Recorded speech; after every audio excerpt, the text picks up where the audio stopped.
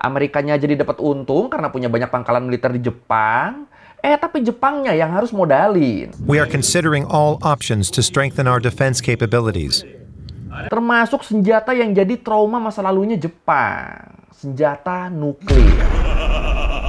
Kita bahas Jepang lagi ya. Ya kalau lu inget, dulu kan kita sempat bahas ya gimana Jepang yang hancur gara-gara bom atom bisa bangkit jadi salah satu kekuatan ekonomi dunia. Dan salah satu hal penting yang terjadi waktu itu adalah Jepang sepakat buat melucuti militernya. Atau berarti mereka sepakat buat jadi negara pasifis. Negara yang nggak mau berperang. Cuma nih belakangan ini pemerintah Jepang tuh kayak apa ya? Kayak mikir-mikir lagi nih. Apa benar keputusan buat pasifis ini adalah keputusan yang tepat? Apa benar kita nggak butuh militer sama sekali? Mikir-mikir-mikir sampai akhirnya Jepang mutusin buat naikin anggaran pertahanan dan memperkuat kekuatan militernya lagi. Nah loh. Tapi kenapa ya Jepang yang dikenal jadi simbol perdamaian setelah Perang Dunia II dengan jadi negara pasifis kok mulai berubah pikiran dan memperkuat militernya lagi nih? Ini alasannya apa nih? Apakah ada ancaman dari kawasan Pasifik yang sampai bikin Jepang ngambil langkah ini? Atau ada apaan nih? Ya udah kalau gitu, ayo langsung kita bahas kenapa Jepang yang selama ini pasifis mulai memperkuat militernya lagi. Di Learning by Googling. Oke, buat memahami kondisi Jepang ini, kita coba flashback dulu deh ya ke Perang Dunia II ya. Ya, kayak yang kita semua tahu dan beberapa kali udah kita bahas juga, di era Perang Dunia II, Jepang tuh kan jadi salah satu kekuatan utama blok poros ya, bareng sama Jerman dan Italia. Waktu itu bisa dibilang Jepang tuh jadi kekuatan terbesar di kawasan Pasifik. Iya dong, bener dong. Kalau bukan kekuatan terkuat, nggak mungkin kan mereka bisa ngejajah negara-negara Pasifik lain, kayak Cina, Korea, sampai negara-negara Asia Tenggara. Padahal waktu itu wilayah-wilayah yang berhasil dikuasain sama Jepang tuh nggak sedikit yang merupakan wilayah koloni negara-negara Eropa loh. Bahkan Amerika aja kan dihantam sama mereka lewat serangan Pearl Harbor. Dan gilanya, Jepang berhasil ngelakuin semua itu dalam kurun waktu yang relatif singkat. Nggak lebih dari 5 tahun. Jadi ya kebayang dong segila apa kekuatan militer Jepang waktu itu. Ya ngeri sih.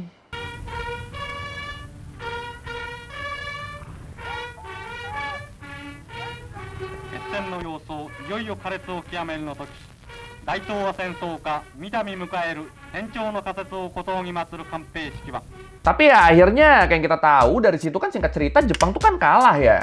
Dan sebagai pihak yang kalah dan punya trauma akan kekuatan sekutu, khususnya Amerika, Jepang tuh akhirnya setuju buat berganti pihak. Mereka mutusin buat nerima tawaran Amerika, nerima tawaran mantan musuhnya buat bersekutu. Tapi dengan syarat Jepang harus berkomitmen buat nggak ikutan perang lagi selamanya. Atau berarti Jepang nggak boleh punya kekuatan militer lagi. Terus buat pertahanan militernya gimana dong?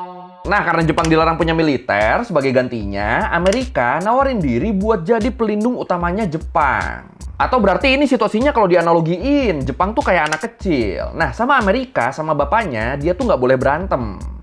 Tapi kalau misalnya ada apa-apa, kalau ada yang macam-macam sama dia, si bapaknya tuh yang bakal turun tangan tuh. Anaknya diem aja udah. Cuma nih terus nih yang menarik nih, kalau menurut dokumenter yang dirilis sama DW disebut Amerika buat ngebantu pertahanan Jepang, mereka tuh ternyata tuh punya niat terselubung loh. Amerika diam-diam punya niat buat memperkuat pengaruh dia di Pasifik selama Perang Dingin dengan ngebangun pangkalan militer di negara-negara sekutunya di Pasifik. Dan salah satunya di sini ya Jepang yang punya lebih dari 100 pangkalan militer Amerika Serikat. Nah, tapi ini mungkin kalau kita lihat sekilas, ini tuh kayak menguntungkan banget ya buat Jepang ya. Ya dong, mereka jadi nggak harus repot-repot punya tentara sendiri loh. Kalau ada apa-apa, Amerika siap ngebela. Nah, ini kan kelihatannya kan menarik ya. Kelihatannya kan menguntungkan banget ya buat Jepang ya. Tapi ternyata kenyataannya nggak gitu. Nih, masih menurut DW, sebagai kompensasi perlindungan yang dikasih Amerika ke Jepang, Jepang tuh harus ngebayar 75% dari total biaya pangkalan militer Amerika di Jepang. Ini gue jadi mulai agak-agak kasihan nih ke Jepang nih. Ya gimana nggak kasihan? Lu bayangin deh. Mereka nggak boleh punya militer, dijanjiin perlindungan sama Amerika. Amerikanya jadi dapat untung karena punya banyak pangkalan militer di Jepang. Tapi Jepangnya yang harus modalin. Dengan dalih, ini pangkalan juga tuh bakal dipakai buat ngelindungin Jepang. Kasian kan. Dan edannya ke depannya, pangkalan-pangkalan Amerika di Jepang ini tuh punya peran yang krusial banget loh buat Amerika di konflik-konflik perang dingin di kawasan Pasifik. Kayak misalnya di perang Korea deh, itu di situ pangkalan Amerika di Jepang, khususnya di Okinawa, itu megang peran yang krusial banget buat neken kekuatan pasukan komunis dari utara yang dibekingin sama Soviet dan Cina. Jadi ya dari sini kebayang dong seberapa diuntungin Amerika dengan adanya pangkalan mereka di Jepang.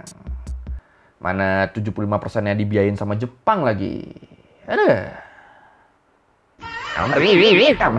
Oh iya, sebenarnya selain bakal dibelain sama Amerika, Jepang juga tuh tetap dikasih kewenangan buat punya pasukan pertahanan yang dikasih nama JSDF. Japan Self-Defense Force atau pasukan bela diri Jepang. Jadi ya kalau menurut Britannica kayak namanya pasukan bela diri. Jadi ya fungsi utama pasukan ini tuh ya buat ngebela diri kalau dapat serangan dari luar. Makanya walaupun nggak punya militer, tapi Jepang tuh tetap punya tank, pesawat tempur, kapal perang, dan persenjataan canggih lainnya. Karena ya buat pertahanan diri. Jadi bener-bener semua persenjataan ini baru bisa dioperasikan secara penuh tuh kalau Jepang dapat serangan dari negara lain. Ya pokoknya intinya nggak bisa dipakai nyerang aja, cuma boleh dipakai buat bertahan doang.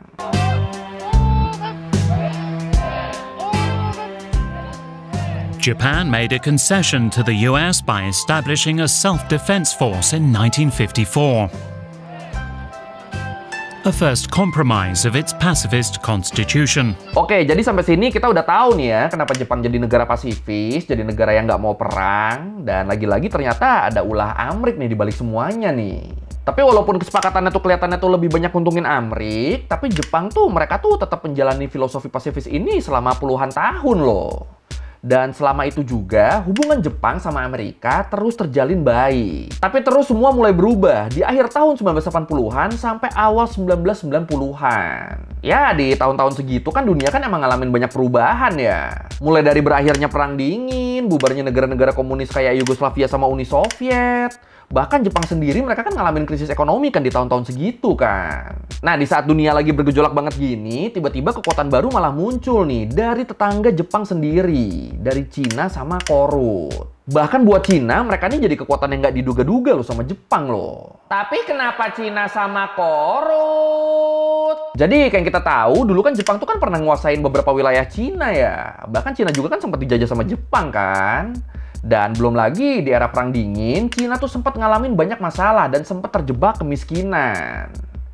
Ya pokoknya kelihatan nggak ada harapan lah Cina waktu itu. Tapi tadinya tak disangka, tiba-tiba negara yang dulunya nggak diperhitungkan ini malah muncul jadi kekuatan ekonomi baru.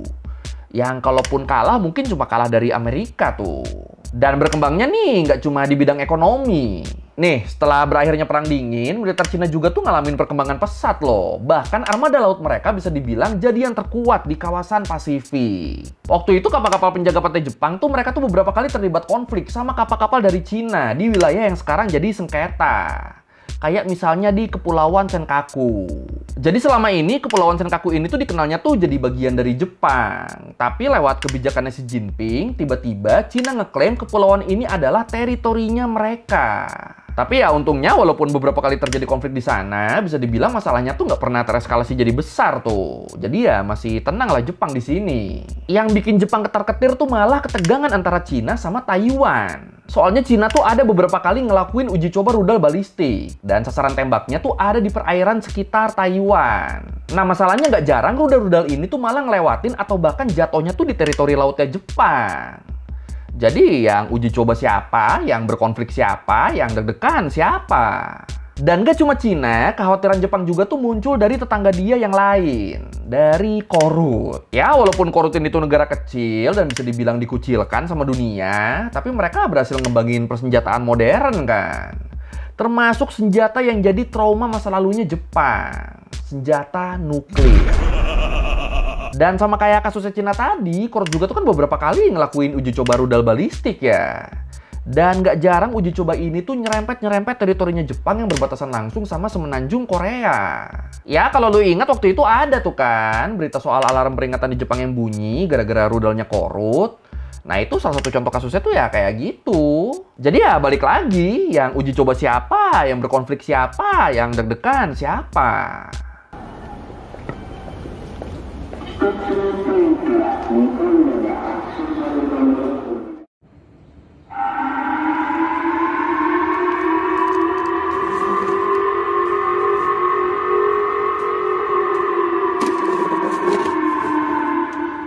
terakhir, sekaligus bisa dibilang jadi penyebab kenapa Jepang mulai sadar akan pentingnya kekuatan militer yang mandiri adalah Rusia. Kenapa Rusia? Jadi bisa dibilang Jepang tuh kan dikepung ya dari sisi barat ya, sama tetangga-tetangga yang menakutkan. Ya lu bayangin aja, tadi kan ada Cina, Korut, ditambah sama Rusia. Dan semua tetangganya Jepang ini tuh mereka tuh punya trauma masa lalunya Jepang, pada punya senjata nuklir. Padahal kayak yang tadi gue bilang, Jepang tuh kan nggak punya militer, punyanya pasukan self-defense doang, yang cuma bisa gerak kalau Jepang diserang duluan. Jadi ya jelas di sini Jepang khawatir lah. Dan kekhawatiran ini makin berasa nyata waktu Rusia mutusin buat nyerang Ukraina di tahun 2022. Bener-bener peristiwa ini tuh ngasih gambaran nyata bahwa dunia tuh nggak seideal angan-angannya Jepang yang selama ini mutusin buat jadi negara pasifis yang anti perang. Di situ Jepang jadi sadar tuh kalau ternyata nggak semua negara tuh punya pemikiran kayak mereka. Masih banyak negara yang ngelihat perang sebagai cara buat bertahan atau nunjukin eksistensinya.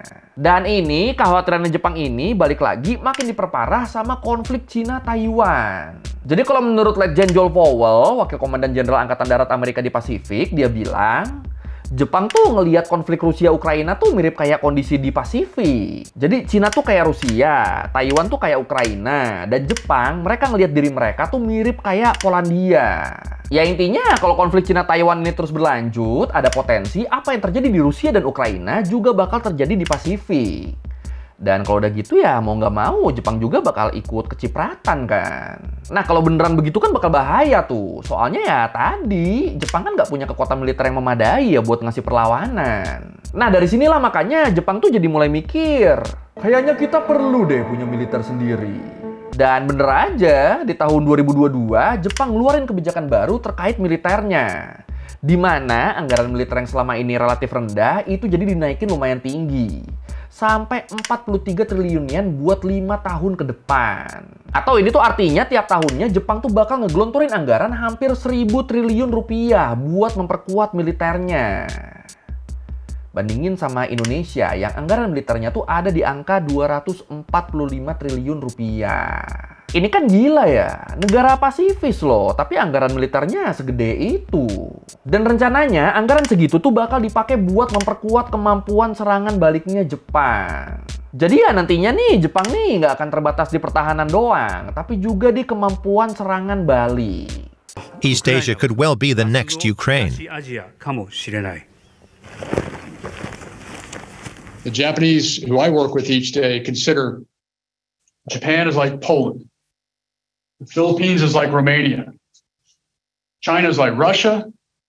Taiwan is Ukraine. Cuma nih, walaupun anggaran militernya udah naik, tapi Jepang tuh masih punya banyak masalah buat ngebalikin kekuatan militernya. Salah satunya masalah karena kondisi Jepang yang lagi ngalamin krisis penduduk. Ya, buat ngebentuk tentara kan jelas Jepang butuh orang yang banyak dong. Tapi terus masalahnya kondisi Jepang sekarang tuh kan nggak memungkinkan. Soalnya kebanyakan penduduknya kan udah pada tua kan. Terus nih, Jepang juga tuh lagi kayak ngalamin dilema gitu sekarang. Dilema buat nentuin mau bersekutu sama siapa. Ya, walaupun alasan Jepang nggak punya militer tuh kan karena janji manisnya Amerika, tapi belakangan ini Amerika tuh kayak rada ogah-ogahan gitu buat ngebantu Jepang. Apalagi terus Trump tuh sempat ngeluarin statement yang kontroversial di depan halayak Jepang. Dia bilang, saya rasa selama ini ada perjanjian yang tidak adil antara Amerika dan Jepang.